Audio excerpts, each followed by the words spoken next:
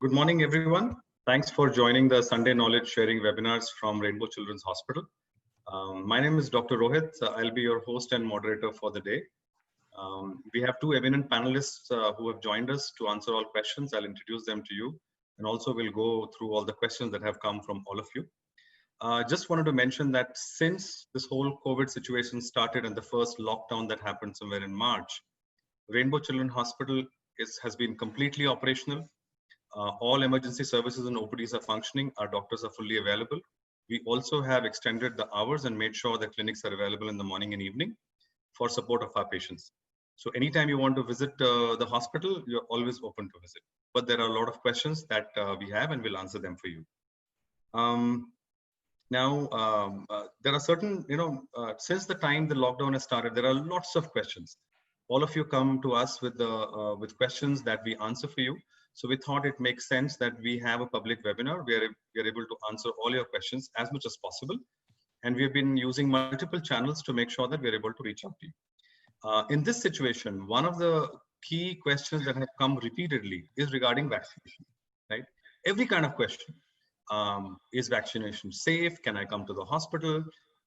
What if I have missed vaccination? What about COVID vaccination? There are so many questions that all of you have. So what we will do is we will ask our two eminent pediatricians to answer these questions. Let me introduce them to you. We have Dr. Preetham Kumar Reddy, who is a consultant pediatrician and pediatric intensivist at our Vikrampuri Hospital in Secunderabad. Dr. Hi. Hi, all of you. Welcome to the webinar. And hopefully it is going to be a very interactive and lively webinar. Thanks. We also have Dr. Faisal Nahdi. Dr. Faisal is a consultant pediatrician in our Banjara Hills Hospital. Dr. Faisal. Hello, everyone. Good morning and God bless you. Excellent. Yes, sir. So let's get on to our webinar.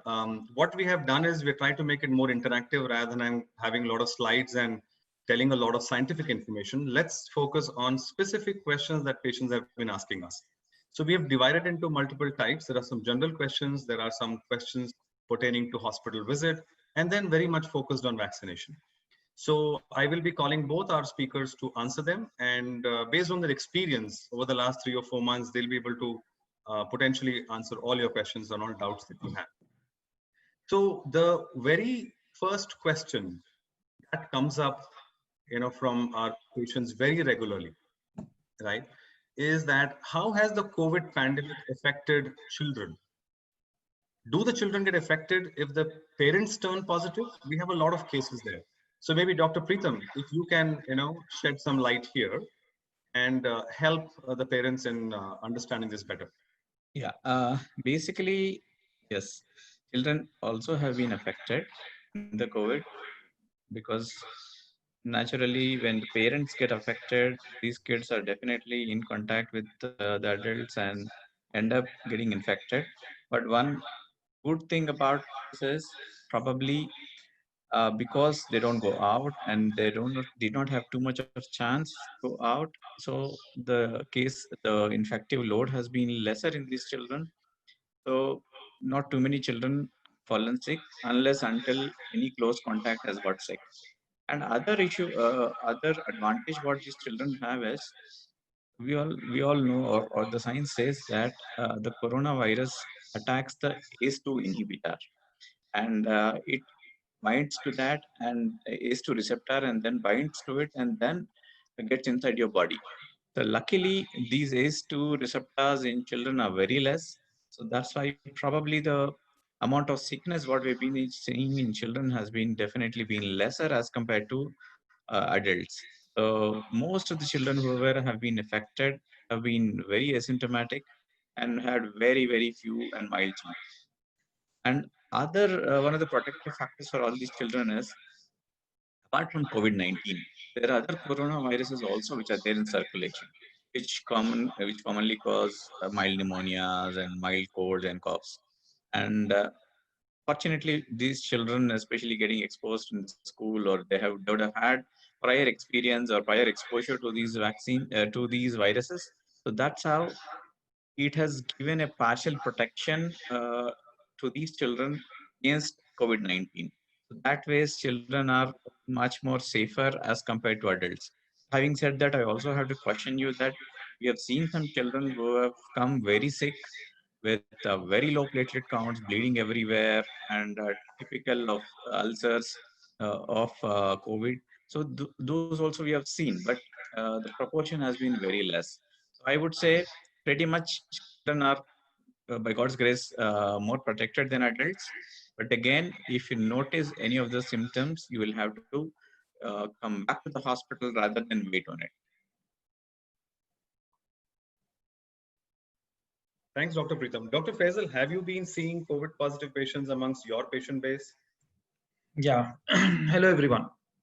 I have been seeing COVID positive patients, but most of the patients who are reporting to the hospital are generally patients whose parents have come out to be positive due to some reason they got an infection. Most of them, luckily, as Dr. Preetham already mentioned, most of them luckily are doing well and are stable at home. We have launched a program in Rainbow also where a home quarantine thing is being done, and home quarantine we are doing for those children where monitoring is being done on a regular basis. We have made some zones for those monitoring patients: red zone, orange zone, and green zone.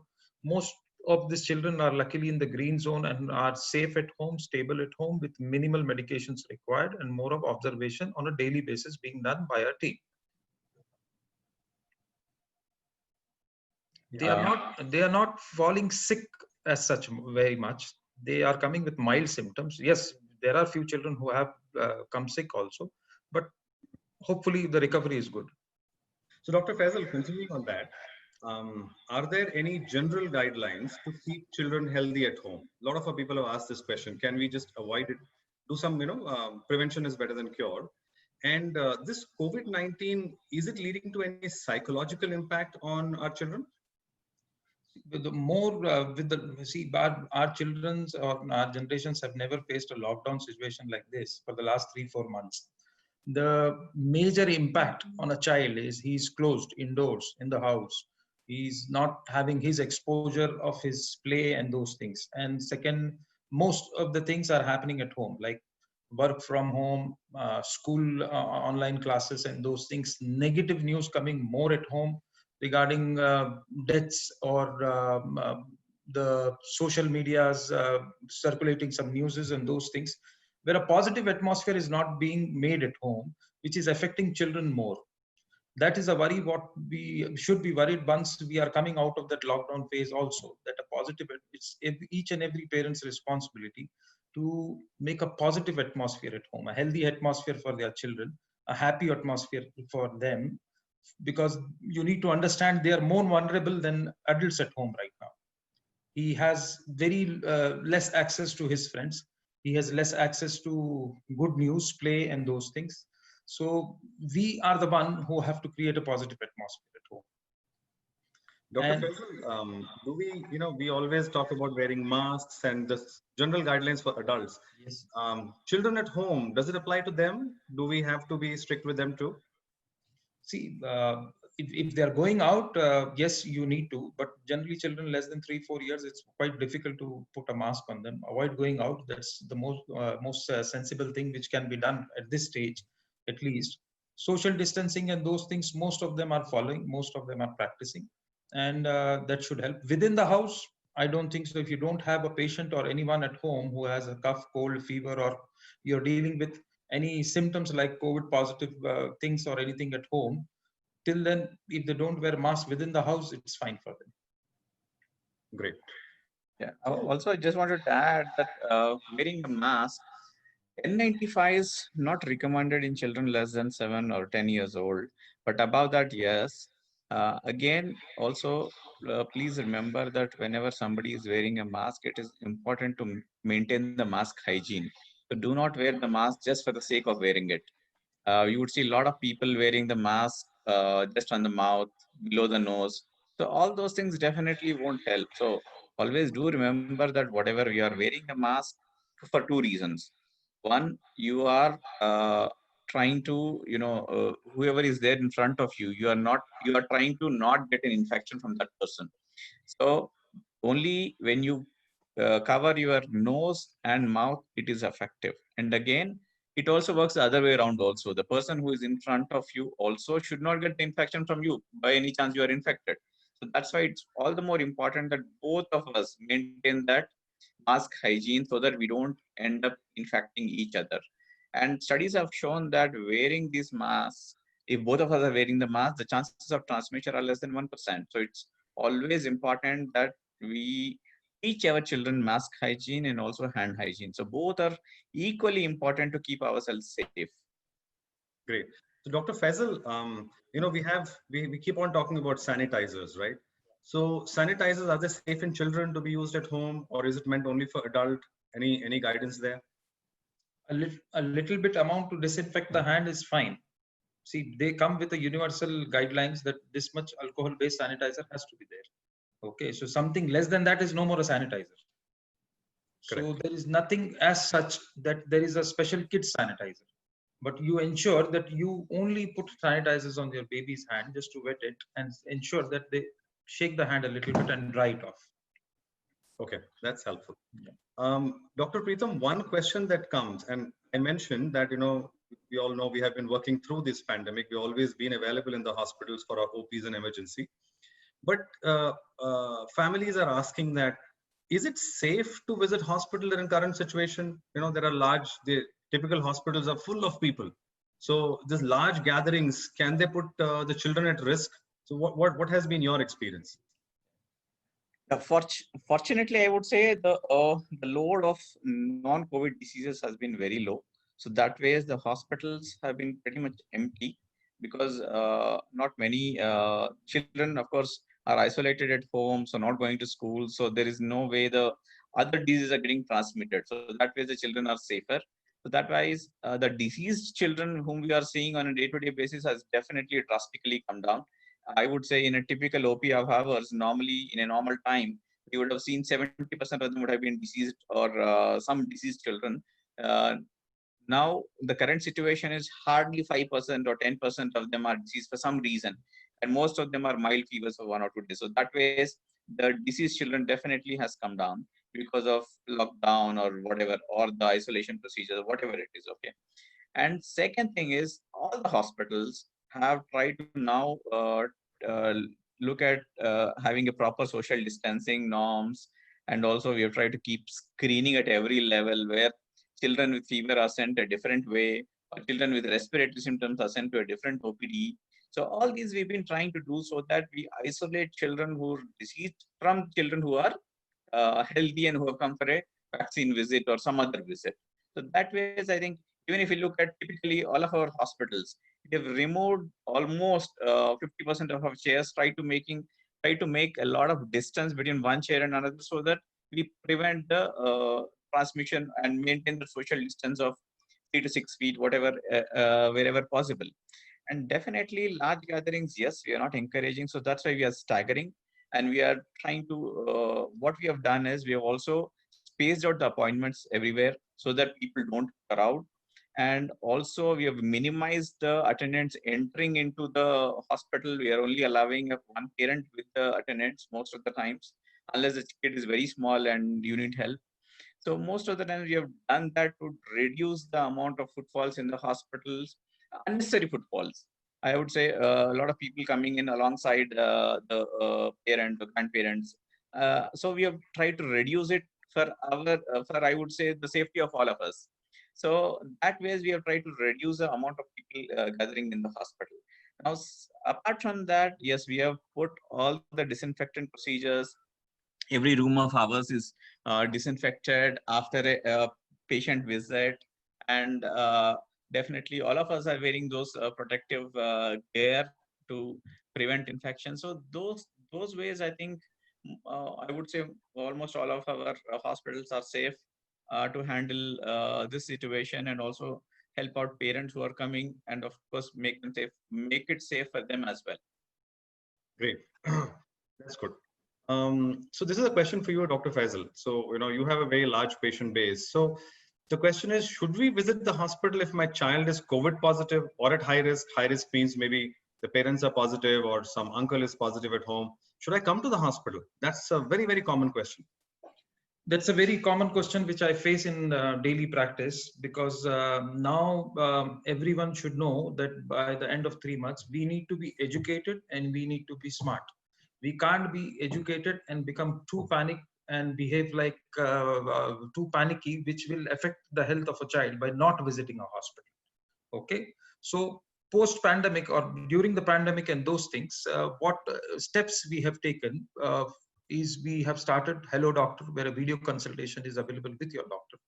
Okay, there are screening of patients which are happening, as Dr. Preetham already mentioned, that a screening happens, and if they have any respiratory symptoms, or somebody says that I have come in contact with COVID patients, or there is a family member who is COVID, they are diverted to a separate clinic outside the block, which is called as a COVID clinic or a respiratory illness clinic. Respiratory illness clinics, the doctor or consultant who they have come for, he will come down and see them in that separate clinic. So they are segregated basically. Whenever a COVID positive family informs me through an email or through my personal number, or they call the call center, they are directed appropriately that this is a particular time. It's ideal to first have a video consultation with your doctor, or if it's an emergency or those things, just call up the emergency Rainbow. Every hospital of Rainbow has an emergency number. You can call. There is a dedicated pediatrician there who can answer your call and guide you appropriately. Okay, this is the time you come up, and if you want to meet this particular doctor, he will be there. Otherwise, I will be there to assess you out. So that way, we are seeing that the patients are taken care properly. Initial assessment has to be done. We can't be ignorant. We have seen lots of stories coming from parent side or their relative side and those things, where people have been ignorant about their health and they landed up in problems. Okay, 10 days of fever, 12 days of fever, not attended any doctor and those things just for the fear of COVID. COVID is treatable provided it is diagnosed early. It is treatable. We, with home quarantine packages, we are monitoring children. Nearly 60 to 70 families are being monitored since the launch of the program the last 8 days, where daily the doctor is nearly consulting them 5 times in the whole 14 days period. And the nurses are calling them, taking their vitals, checking their vitals, any problems, and those things are being picked up and informed to the consultant who is taking care of that child. They are doing well. They don't require much of medicines. Some children only require medicine and hospitalization. But we need to be aware that where is the point where I should take him to the hospital. Initial assessment, yes, it can be done. If a child on video consultation looks much better to me, I don't even call them to the hospital. I keep on following them on a regular basis on video consultations and those things, and they generally are doing better. That's my experience so far with children. So, so in if let's say it's COVID positive, you are monitoring these children and they fall sicker. Do they invite to the regular Rainbow Hospital? Yeah, see, in that case, if this children are, we have different, we have based on the clinical symptoms, we have divided into 3 zones: red, orange, and green zone. So if somebody is going into from green to orange zone and those things, Rainbow has a dedicated COVID center called as Rainbow COVID Center, which is located at road number 10. And it's specific, it is separate from all Rainbow hospitals. So no Rainbow hospitals admit COVID patients. COVID patients are admitted at a different facility at road number 10, Banjara Hills. Great. So now let's just go on to the question on vaccination in this whole scenario. So Dr. Preetham, most common question that I have faced is, can I delay the vaccination of my child in the current pandemic, right? And this delay, does it differ by the age of the child? Smaller, I can't delay, or something of that sort. And if I miss it, a lot of people ask a question, hey, I missed my hepatitis B vaccine. What should we do? Yeah, I think even when Faisal was speaking, I was looking at the chat box, and I would say majority of the questions, almost 80% of the questions are on this topic. They say that for whatever reason I missed, or with the pandemic, I'm not able to come into the hospital. So what do I do? First thing all of us have to remember is there are some diseases which you should not delay the vaccine. That is because a majority of these diseases are either life-threatening or they do cause some problem when you do not take the vaccine.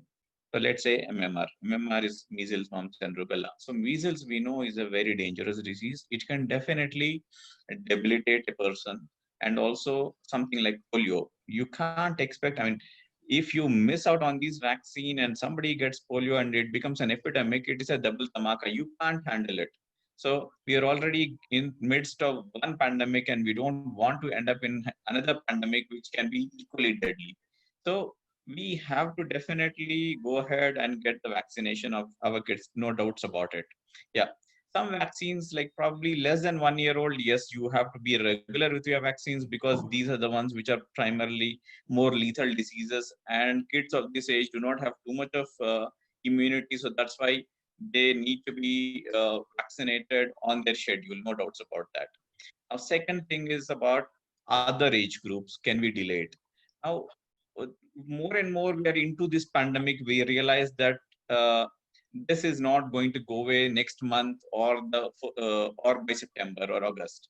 So we know that things are not going to settle down in the next 1-2 months. When you know that things are not going to settle down in the next 1-2 months, and what are we waiting for? Definitely one day we have to get that done, because the child was due naturally and he is always vulnerable. If you don't vaccinate today, you are always vulnerable to that disease until you get protected against the disease. And if and I can't see the sure, I mean, to be honest, it might take 6 months, it might take 1 year, and it might take a little longer also for all the pandemic to settle down.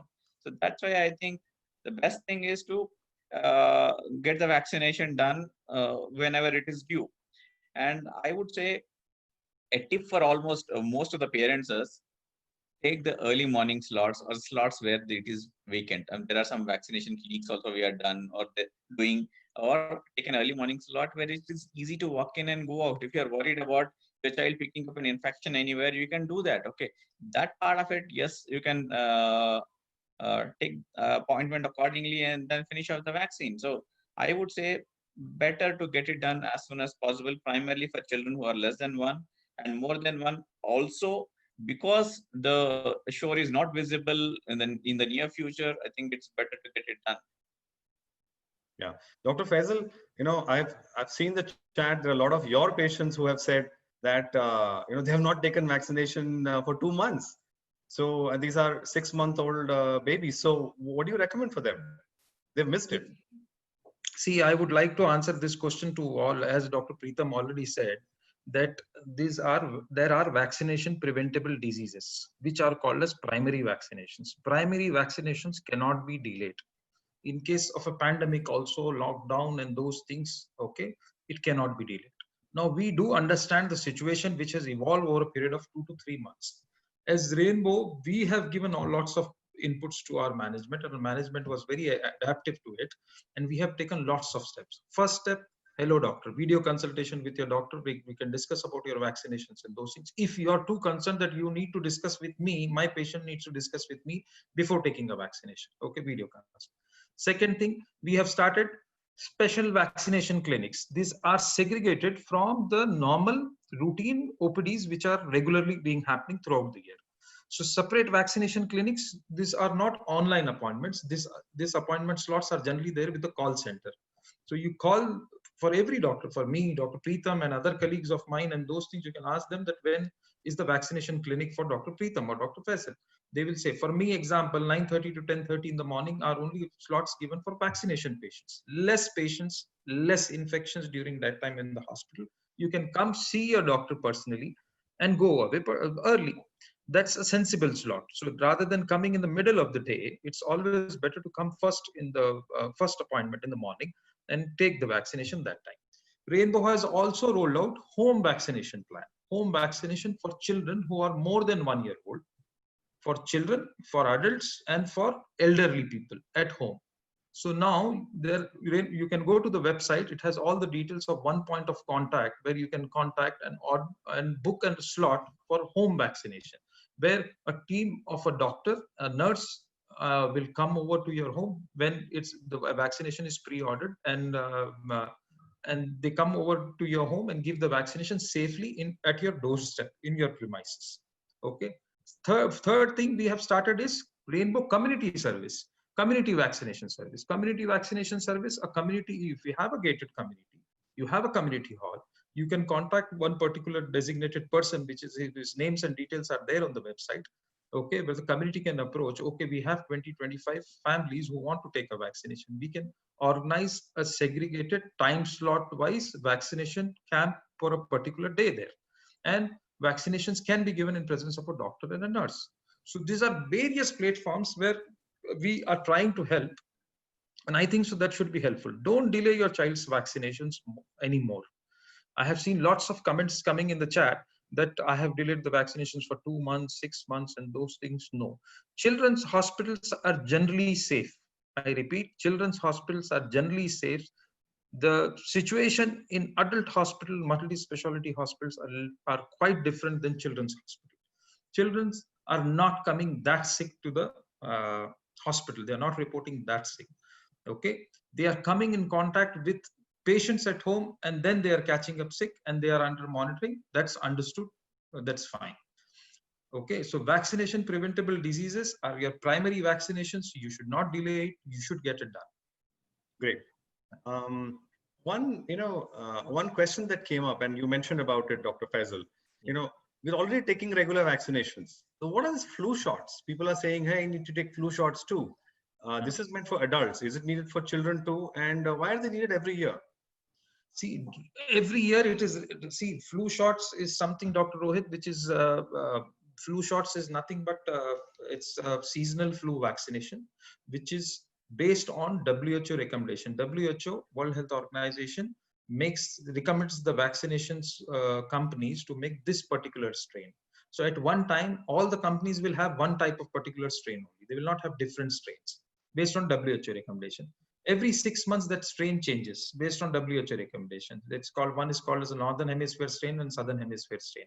Okay, with this pandemic, flu vaccinations have found to increase immunity against flu viruses also, and generally your body's immune system to fight against other viruses also. Great. So Dr. Preetham, a question that came up is that when a person falls sick, whether it is a child or an adult, we don't know. Is it a regular flu? Is it a simple bacterial infection, or is it COVID?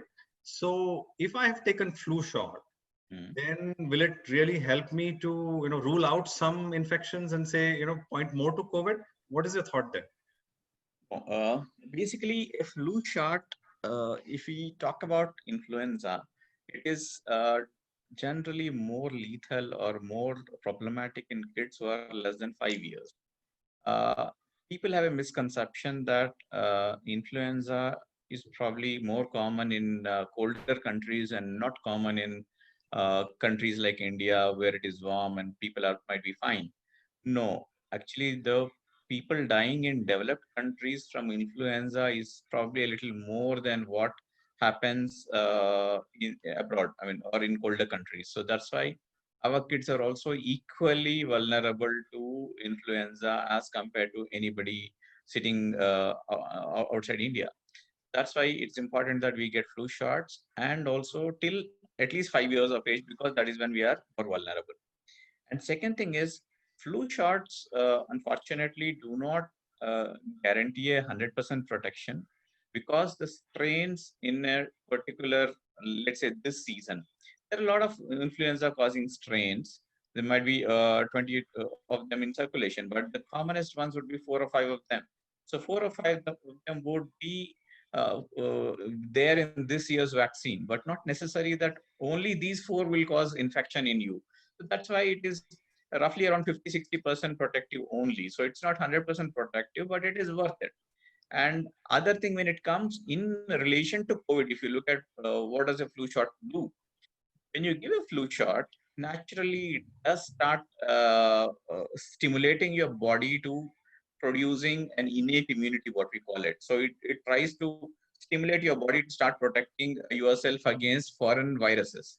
So in effect, it has been known that, or it has been seen that giving this flu shot is going to increase your immunity that way, or boost your immunity, and then help probably protect against COVID as well.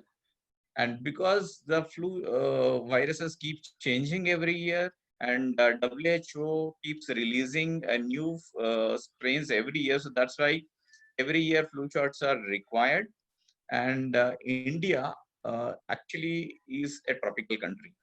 So we are not in the southern hemisphere, nor in the, actually, but technically we are in the northern hemisphere, but we have flu strains of both the northern hemisphere as well as the southern hemisphere. So that's why our strains are a little complex, and we do keep changing the strains based on whichever is prevalent. So that's why it is needed every year. Yeah.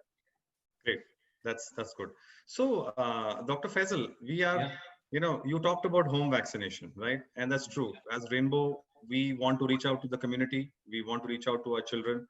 So the question that is coming is it safe to vaccinate at home? That's number one. The second question is, children is not just vaccination, Dr. Faisal. You also look at the child, you see the well-being, you see the growth, you see the milestone. Am I missing all that in home vaccination? What is your answer to that?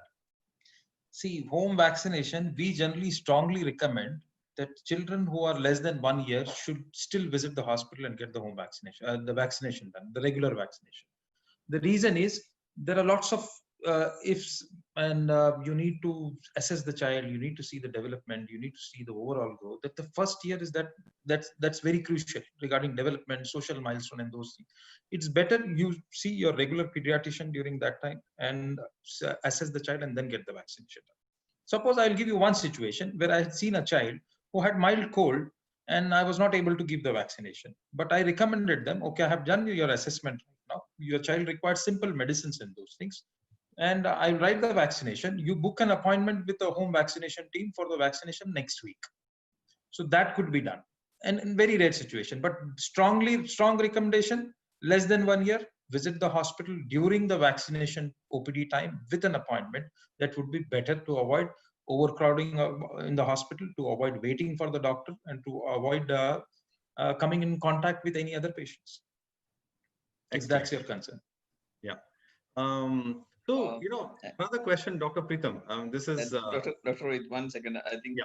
a lot of questions we've been asking about a couple of things. One is about vitamin D, vitamin C. That is one question which I keep looking at the questions. That is one. And the second thing is about the safety of home vaccinations is what has been asked. So I would say, and the questions specifically asked is, the staff, whoever is coming to visit us, are they safe? Are they free of COVID is what the questions specifically asked are. First, about the vitamin D and vitamin C, actually there are no studies to prove that they are beneficial in mega doses like what people are doing these days, trying to gulp down, whatever doses they are using. I can only tell you that if you are having enough stores of vitamin D and vitamin C, you are fine. So you don't need to gulp down those mega doses. Yeah.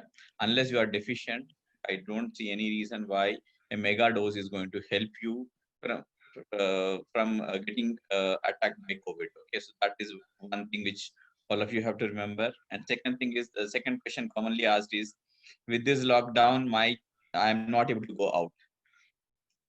So how is the vitamin D coming to me, to my child? I would still say between 9 and 3 on in a week. If you can go out at least 1 hour, if you can take the child at least 1 hour in sunshine, that is enough. Otherwise, most of your normal diet would give you little bit of vitamin D and calcium. But yes, you definitely need sunshine or sunlight to hit your body to start developing vitamin D in your body. That is going to the home vaccination alongside, are they safe? Look, to be honest, there is no way of 100% finding out who is infected, who is not, to answer it in the right perspective. But as Rainbow, we definitely screen all our employees, whoever are coming in, to check whether they have any cold, cough, or any other symptoms. And apart from that, every nurse, whoever is coming in, would definitely have an N95 mask and also have a head shield and also wear the gloves to at least prevent any physical contact with the BV. So definitely these are the precautions which are mandated, and we are, as Rainbow, we are definitely taking all these precautions to make sure that your child is safe. Great. Dr. Preetham, continuing on that, see, you remember WhatsApp, WhatsApp information started quite early. They Yeah. said, oh, tropical countries, we will not have COVID. There's, oh, Yeah. warm conditions will not have COVID. Then whole thing came about, oh, we take a lot of BCG vaccination, OPV, MMR, it'll protect us against coronavirus. Is Yeah. that true? What is your, finding from all the research that you have done? Yeah. So vaccine, I mean, basically immunity is a little complex phenomenon. We do use it very loosely, that immunity, but it's a very complex phenomenon. And all these vaccinations like BCG, OPV, and MMR, what they do in effect is they get in, cause a milder infection sort of a thing inside your body. Then the body realizes that there is something foreign, which is a foreign particle, which is going to attack me, and then I will build an immunity to fight that virus. So that's how it happens. Any of the vaccine you give, that is what it happens. So you are giving a mild infection to the child. The child starts to build a response to it and then becomes immune over the process. So similarly, whenever we are giving these vaccines, so it is boosting up the immunity of the child. So in the sense, it is, suppose I give OPV vaccine, not necessarily that my immunity would only start against OPV only. Yes, more so to OPV, but it also boosts viruses like COVID-19 is another virus. So the scientific discussion, whatever is happening, is when I am taking Dr. Faisal, yeah. yeah, sorry. Dr. Preetham, we lost you a little bit due to connectivity issues. Last bit, if you can just mention. Sorry about that.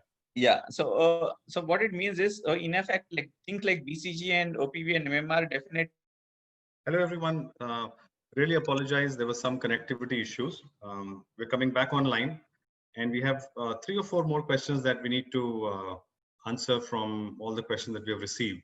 So Dr. Preetham and Dr. Faisal both will come online in just a second, and let's complete those to close our webinar. Hi, everyone. We just faced a huge amount of connectivity issues, so we just got the panelists together. Let's continue with the questions. And, wrap up, whatever.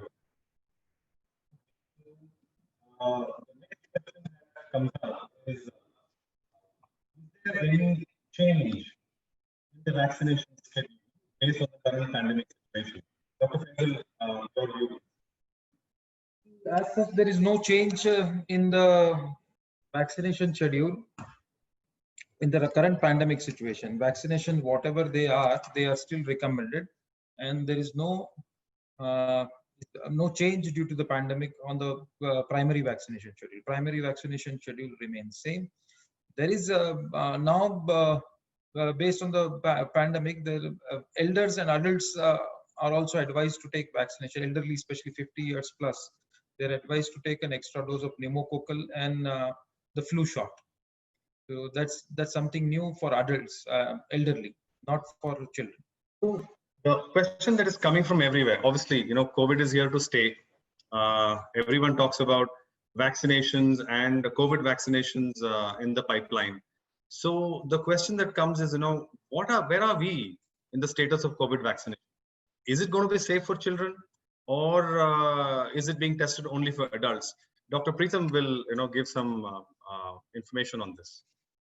Yeah. So basically, when it comes to COVID vaccination, yes, probably in few months we'll probably get to the next phase where we are talking about.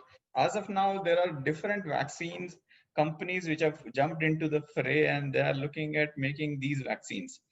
I'm sure all of you have gone through different newspaper reports and all the other things, and different prime minister and chief minister saying that vaccination is going to be there next month or August, September, whatever different dates. Now, let's come to whatever is the progress which have been happening on the vaccination front. So when it comes to vaccination, there are 3 phases. What happens? So everybody would have read about phase 1, phase 2, phase 3. So what in effect do they mean? Phase 1 is where what they do is they give this vaccine in a small limited number of individuals and then see how these individuals react to the vaccine. So it's just like a pilot project where you give just a few of them and then see how it goes. And the second phase is where you give it to a little more people and then look at efficacy. So is this vaccination producing enough immunity to against the particular organism so that it is protective? So this is called as a phase 2. Now phase 2, yes, there are a lot of vaccines which have gone into the phase 2 where it has definitely been found to be protective. So that's why the phase 2, they say, is successful.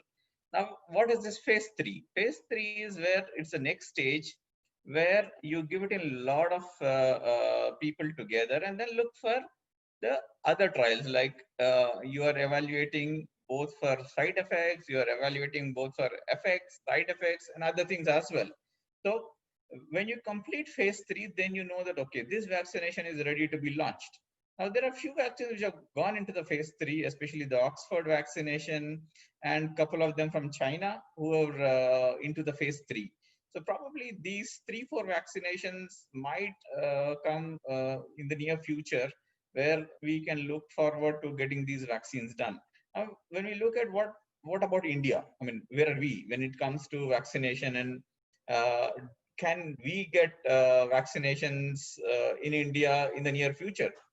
Yeah, when you talk about this Oxford vaccine has basically been the Oxford University and apart from that, AstraZeneca has joined hands together to develop these vaccine. And they are in collaboration with our Serum Institute of India, which is a Pune-based company. They are probably planning to make 1 billion doses of these vaccines. So probably India will definitely get its share. And other vaccine company which is more advanced into the trials is Bharat Biotech, which in collaboration with other company has also gone into the phase 2 trials. So probably yes, for India, we might in couple of months, at least if not months, at least 3-4 months down the line, we might probably be looking at a vaccine which might work hopefully and also prevent this coronavirus from spreading. Yeah, so definitely there is some hope, but when is of course $1 million question. But most likely by the end of the year, I think we probably should be having a vaccine. So these were, typically the questions that came from everyone. What I would need is, maybe Dr. Faisal, if you can just summarize in few words in terms of, all your patients, what is the advice you give them on this topic in terms of vaccination in COVID time so that they can follow it to the T? Smart. Take precautions. That's always important. Okay. With the steps we have enforced in the hospital and those things, we have tried our level best to keep vaccination a safeful experience for most of our patients. Okay, we are trying our level best in doing that. We are even providing vaccination at home, vaccination for the community, and God forbid, if there are people who get sick, adults who get sick, and their children come in contact with at home, then home quarantine is there. Home quarantine is there, where Rainbow offers complete lookout of the child, where on video consultations and a daily telephonic call goes to the patient, and they monitor those patients very closely and assist them. One question always comes is popping up in the chat summary is, does Rainbow admit COVID patients? I have said it before also. Rainbow has a dedicated COVID center, Rainbow COVID Center, which is located at road number 10. Any COVID positive patients in Hyderabad is only admitted exclusively in that center. There is no other branch or unit of Rainbow which admits COVID patients.